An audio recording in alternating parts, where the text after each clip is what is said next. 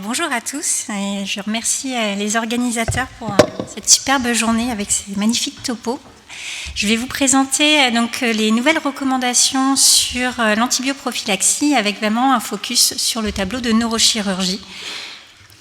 Alors, depuis, je crois, une semaine, normalement, l'accès est libre. Vous pouvez télécharger le document, sachant que le document a des versions qui sont remises à jour régulièrement suivant quelques petites modifications, mais dans le fond, le message ne bougera pas. Ce qui est important dans ces recommandations, c'est que c'est surtout une collaboration et une nouvelle méthode qui a été mise en place pour refonder toutes ces recommandations, c'est la méthode GRADE. Pourquoi une collaboration? Vous pouvez le voir donc, dès le départ, c'est une association entre deux sociétés, notre société d'anesthésie et réanimation et la société de pathologie infectieuse de langue française qui se sont réunis. Donc il y a deux co-experts centraux qui étaient Marc Léon et Rémi Gauzic, avec bien sûr l'organisateur principal qui était Marc Garnier. Donc deux sociétés qui se sont réunies, qui ont fait appel en plus à toutes les sociétés de chirurgie pour qu'ils nous envoient des experts et qui participent aux différents tableaux. Donc si on regarde le tableau de neurochirurgie, nous avons notre coordinateur principal SPHAR ici présente, le professeur Claire Daillot-Ficelier, et nous avions le professeur Jean-Paul Stahl pour la Société d'infectiologie. Et on voit tous les noms d'experts. Nous avions donc des experts SPHAR et nous avions aussi des experts donc chirurgiens qui représentaient leur société, Société française de neurochirurgie, Société française de chirurgie du rachis et Société de neuroradiologie. Pourquoi c'est important? Ça veut dire que quand vous êtes au bloc opératoire avec vos collègues chirurgiens, normalement leur société française leur ont diffusé ces nouvelles recommandations et surtout ça a été fait en accord avec leur société et normalement ça va être moins source de litige sur quelque chose qui est vraiment de responsabilité conjointe, anesthésie-chirurgie. Donc c'était un point important. L'autre point important de ces recommandations, si vous les comparez à 2018, en fait, ces recommandations ont été complètement refondées sur la méthode GRADE, c'est-à-dire que tous nos experts donc, sont allés chercher dans la littérature les études entre 2000 et 2022, qui portait sur les différentes chirurgies et le risque de survenue d'infection du site opératoire, les ISO. Ils ont répondu à 4 questions successives pour chaque type de chirurgie ou de bundle de type de chirurgie, sur des chirurgies propres. Est-ce que le fait de mettre des antibiotiques versus ne pas mettre des antibiotiques avait une incidence sur la venue des ISO? Est-ce qu'un protocole d'antibiothérapie versus un autre avait une incidence sur la survenue des ISO ou sur des notions de PKPD? Et en cas d'allergie, est-ce qu'un type de protocole versus un autre avait aussi donc, un impact sur la survenue des infections?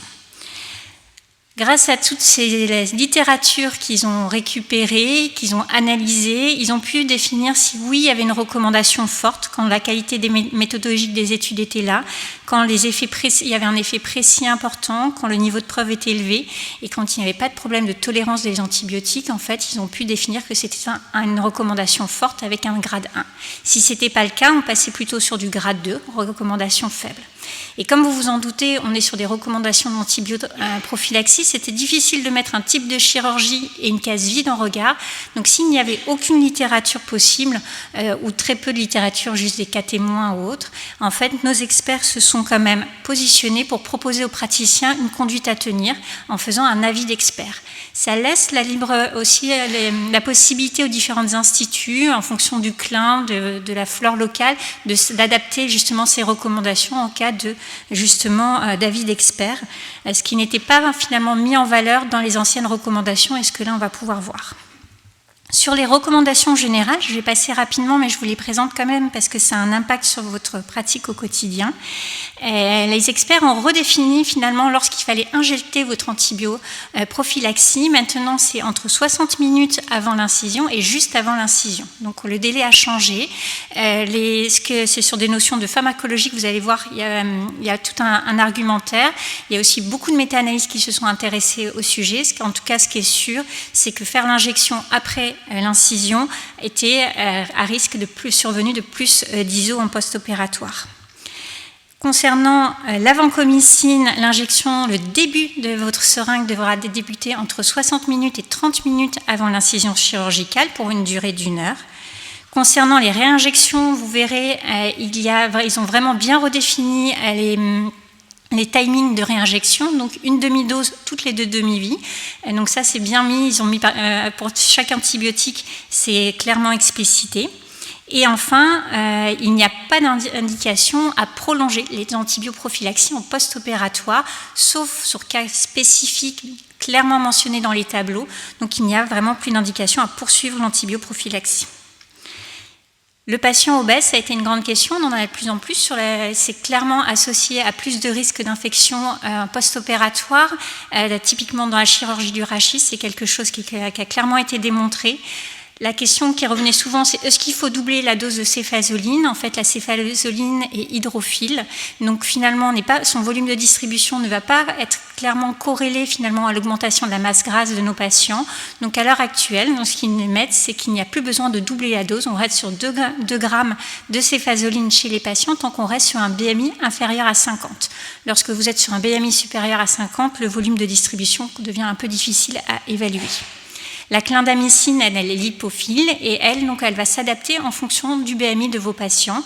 Et la vancomycine va être sur le poids total, ce qui veut dire que vous allez avoir des doses forcément plus conséquentes et donc il va falloir forcément allonger vos temps de seringue électrique, de perfusion et donc les débuter plus tôt. C'est clairement explicité aussi dans les argumentaires. La différence entre les recommandations générales et celles dont maintenant je vais vous parler sur la neurochirurgie, c'est qu'il y a un argumentaire. Là, après, vous avez le tableau de neurochirurgie. C'est pour ça que je vais essayer de vous expliquer un petit peu pourquoi il y a tel ou tel antibiotique qui a été proposé. Le point important, ce qu'on voit, vous avez là le début du tableau de neurochirurgie, c'est que le niveau de preuve, il est très faible. Malheureusement, il n'y a pas énormément de littérature sur le sujet. On voit qu'on arrive à faire du grade 2 sur la craniotomie, c'est le cas aussi sur une chirurgie du rachis instrumentée, mais tout le reste, on va rester sur des avis d'experts, parce que malheureusement, il n'y a pas beaucoup de littérature. La craniotomie, est-ce que c'est difficile d'évaluer vraiment l'incidence des ISO en post-opératoire. Je vous ai mis là les derniers résultats sur les 2 dernières méta-analyses qui ont été publiées en 2016 et 2020. Ce qui montre, c'est qu'en 2016, sans antibiotiques, on était à 2,6%. On est à 7,8% sur la méta-analyse de 2020. Après, quand les patients sous antibiotiques en péropératoire, on passe à moins de 1% en 2016 et à 2% en 2020. Sur une étude plus récente qui a été publiée en 2022, alors c'est une étude certes rétrospective, mais qui avait quand même 5000 patients qui ont été colligés sur 3 ans. Eux, ils avaient une incidence des infections aux alentours de 1,1%, sachant que quasiment la totalité de leurs patients étaient sous antibiotiques. Les germes retrouvés, c'est souvent quand même du staph doré, donc c'était des études américaines avec du métillère dans 6% des cas, du staph coagnae, du Cutibacterium acnes et des Klebsiella ou du Pseudomonas. Ces études, elles sont difficiles à analyser. Pourquoi? Parce qu'en fait, la définition du critère principal, suivant les études, elle n'est pas très claire. En fait, si on prend l'étude de la méta-analyse de 2016, ils clarifient très très bien, ils font la liste des critères principaux, et on se rend compte en fait que certaines études ne donnent pas la définition de l'infection post-opératoire. Certaines vont se baser surtout sur des données d'hypoglycorachie ou d'augmentation des polynucléaires dans le LCR, et d'autres vraiment vont donner de la bactériologie. Donc on ne compare pas forcément les mêmes choses et c'est pas toujours évident de savoir ce qu'on compare. L'autre chose, c'est la multiplicité des interventions. Quand on parle de craniotomie, on parle de beaucoup de chirurgies différentes, l'évacuation de l'hématome sous-dural, la chirurgie intracrânienne plutôt corticale, plus ou moins profonde, mise en place de matériel. Donc voilà, on parle de choses qui ne sont pas toujours évidentes à comparer entre elles. Et enfin, vous allez le voir, surtout, les études sont anciennes. Ces méta-analyses sont peut-être récentes, mais elles compilent surtout des études qui sont très anciennes et la plupart remontent à avant 2000. Et ça pose la question finalement de la prise en charge qui a quand même évolué de nos patients depuis, et donc c'est toujours à discuter. C'était une méta-analyse donc, de 2020, 11 études, 3000 patients, ils avaient quand même 159 donc, infections post-opératoires, 33 chez les patients sous antibiotiques et 126 chez ceux qui n'en avaient pas. Et ils ont classé, donc en fait, ils ont regardé suivant le type d'antibiotiques comparé à ceux qui n'en avaient pas, est-ce qu'il y avait une augmentation de la survenue des ISO. Donc vous avez la céphalosporine tout en haut, puis après au milieu la vancomycine et la clindamycine, et on voit en effet qu'il y a moins d'ISO chez les patients qui ont développé donc, qui avaient une antibioprophylaxie. Ce qui a abouti finalement aux recommandations de maintenir cette céfazoline 2 grammes chez ces patients avec seulement un grade 2 parce que par rapport à toutes les limites dont je vous ai parlé sur des méta-analyses. On voit que pour l'allergie, c'est la clindamycine qui a pris la place. La méta-analyse que je viens de vous montrer que l'efficacité de la clindamycine, elle est en plus beaucoup plus malléable que la vancomycine. Donc elle a été proposée en substitut de la vancomycine qui était en 2018. A été isolée la ventriculoscopie. On est sur un avis d'expert. Il y avait très peu ou pas d'études vraiment de cohorte sur ce type de chirurgie spécifiquement. On voit que les biopsies cérébrales ont elles aussi été isolées et on n'a plus d'antibioprophylaxie proposée.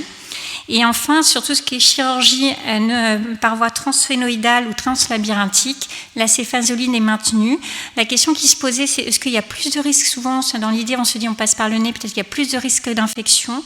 En fait, sur ce type de chirurgie, il n'existe que des études rétrospectives et une seule étude prospective.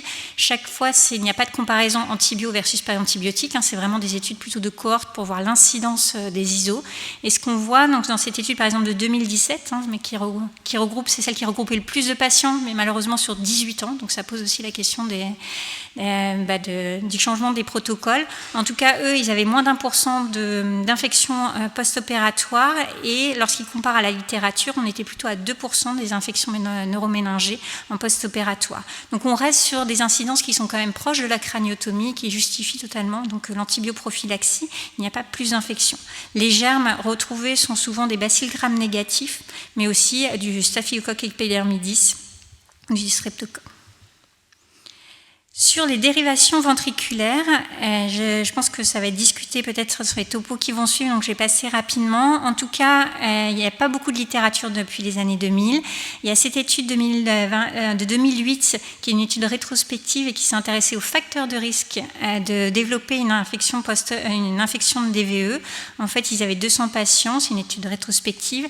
Ils avaient un taux très élevé d'infection, 23%, mais c'est ce qu'on retrouve, ça fluctue, mais c'est vraiment l'infection c'est la chirurgie qui s'infecte le plus par rapport aux autres. En tout cas, pour eux, la prophylaxie péropératoire n'était pas associée à plus d'infections. C'est vraiment le fait de manipuler le système de DVE et la durée des cathéters. Certains ont émis l'hypothèse, sont posé la question de oui, mais si donc l'origine de l'infection, c'est une voie soit endoluminale par manipulation du matériel ou par voie cutanée, infection cutanée par rétrograde au niveau du cathéter, est-ce qu'une antibioprophylaxie au long terme, enfin sur une durée plus longue, serait adaptée? Cette méta-analyse a été très discutée parce qu'elle a dû être trop publiée par des défauts d'études. En tout cas, ce qui montrait, eux, ils retrouvaient les 23% d'infections sans antibiotiques, 10% avec antibiotiques péropératoire, et par contre, sur une antibioprophylaxie prolongée, il n'y avait pas de différence avec une antibioprophylaxie seule au bloc.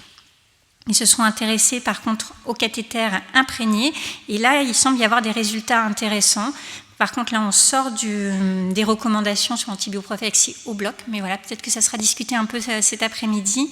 Ce qui est sûr, c'est que c'est plus potentiellement des mesures de prévention de l'infection de DVE passent plutôt par des bundles, plutôt de la bonne manipulation des systèmes, d'évaluation vraiment de la durée de vie de ces systèmes, et peut-être aussi par des cathéters imprégnés, ça reste à discuter. Concernant les dérivations interne, il n'y a pas beaucoup de données, honnêtement, depuis 2000. C'est une méta-analyse de 2006, mais elle regroupe quasiment que des études qui datent d'avant 2000. Beaucoup d'études sont issues de la pédiatrie. Les protocoles d'antibioprophylaxie sont extrêmement variés. En tout cas, ils concluent en faveur d'une antibioprophylaxie et nos experts ont décidé de toute façon maintenir cette antibioprophylaxie pour les dérivations internes. Donc pas d'antibiotiques pour les dérivations externes, c'était déjà le cas sur un avis d'expert, et maintien d'une antibioprophylaxie sur les dérivations internes. Qu'en est-il des fractures de base de crâne et les traumatisés crâniens? On a pour les fractures de base de crâne avec brèche de la Durmer, en fait, cette étude qui date de 2015, qui était une méta-analyse, pas beaucoup d'études toujours, c'est surtout une étude princeps, celle de 2004, qui est celle qui avait le plus d'événements infectieux. Les événements infectieux ne sont pas forcément des infections profondes, ça peut être seulement des infections donc, cutanées.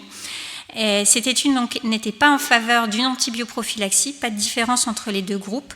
Et donc, les recommandations, que ce soit les recommandations américaines ou françaises de 2017 et 2018, avaient dit pas d'antibiotiques. Depuis ces recommandations, il n'y a pas beaucoup d'études qui sont sorties sur le sujet. Il y a cette étude de 2022 sur des traumatisés crâniens avec une incidence des infections de 1,1%. Ils ont défini 3 protocoles différents, un protocole libre, un protocole sous ceftriaxone mais pendant 48 heures et un autre avec une durée plus prolongée. Et pareil, pas de différence, qu'il y ait des antibiotiques, pas d'antibiotiques. Donc à l'heure actuelle, on reste sur pas d'antibiotiques dans ce cas-là. Par contre, pour les plaies intracrâniennes, plaies pénétrantes, la littérature, elle, est plutôt donc, sur le domaine militaire. C'est eux qui ont le plus publié à juste titre sur le sujet. L'incidence des survenues d'infection va être variable suivant les études. On va de 7 à 12%. Souvent, c'est les études qui se sont intéressées plutôt à la traumatologie de ville citadine qui ont retrouvé des incidences d'infection moins importantes que les études militaires. En tout cas, les recommandations anciennes de 2000, c'était maintenir une antibioprophylaxie sur 5 jours. Depuis, donc nous, la SFAR avait dit 48 heures. Depuis 2018, pareil, pas énormément d'études. Il y a cette étude intéressante de 2020 de Ganga qui disait qui a fait en fait deux parties dans son étude, une partie observationnelle sur 21 patients, c'est pas énorme. Il a retrouvé que lorsque vous mettiez pas d'antibiotiques, il y avait plus de risque d'infection d'ISO. Et par contre, quand vous regardez la littérature, il ne voyait pas de différence entre antibiotiques versus pas d'antibiotiques. Ce qui conclut, c'est qu'à l'heure actuelle, on ne peut pas recommander de ne pas mettre d'antibioprophylaxie. Par contre, la durée va être limitée. Et donc, on reste sur du 24-48 heures en fonction des constatations péropératoires. Donc là, ça va être de la discussion avec vos chirurgiens. En cas d'allergie, c'est le Bactrim qui sera proposé et non plus la vancomycine. Sur la chirurgie du rachis, je vais passer rapidement pour ne pas être trop longue. Sur la chirurgie du rachis, il n'y a pas de grande modification. On va maintenir l'antibioprophylaxie. Vous pouvez voir que les niveaux de preuves sont encore assez faibles. Il y a eu une question qui a été posée par nos collègues et qui revient régulièrement par nos collègues chirurgiens. C'est sur la chirurgie du rachis sans mise en place de matériel. Typiquement, les canaux lombaires étroits, est-ce qu'il faut mettre une antibioprophylaxie? Les études jusqu'à présent ont toujours dit non sur les méta-analyses. Ce n'était pas en faveur de l'introduction d'une antibioprophylaxie. Vous avez peut-être participé à cette nouvelle étude, cette étude qui a été publiée il n'y a pas très longtemps, en 2021, qui est un avant-après, qui, elle, avait comparé donc pas d'antibiotiques sur des patients de 2011 à 2013 versus antibioprophylaxie avec 2 grammes de céphalisoline en péropératoire. Et eux, ils avaient tendance à trouver donc moins d'ISO chez les patients qui étaient sous antibiotiques. Ça reste une étude observationnelle, donc pour l'instant, on a décidé de laisser un grade avis d'expert sur ces données. On se pose la question, et qui revient régulièrement, j'imagine, au bloc opératoire pour vous aussi, sur lorsqu'il y a une fuite de LCR, est-ce qu'il faut introduire l'antibiotique? Souvent, on est peut-être trop tardif. En tout cas, les experts n'ont pas décidé de réintroduire une antibioprophylaxie qui n'était pas déjà proposée en 2018. La neuroradio interventionnelle, on va être honnête, il n'y a pas beaucoup d'études. C'est souvent des cas cliniques qui sont décrits. Pour l'instant, il n'y a aucun argument pour introduire une antibioprophylaxie. Et par contre, sur la mise en place des électrodes par stimulation, ça, l'antibioprophylaxie est maintenue. Donc en conclusion, finalement, les complications infectieuses en neurochirurgie, elles ne sont pas forcément très fréquentes, on l'a vu, ça peut tourner entre 1 et 2% chez un patient qui a eu son antibioprophylaxie au bloc. Par contre, on sait tous à quel point elles ont des conséquences sur la mortalité des patients.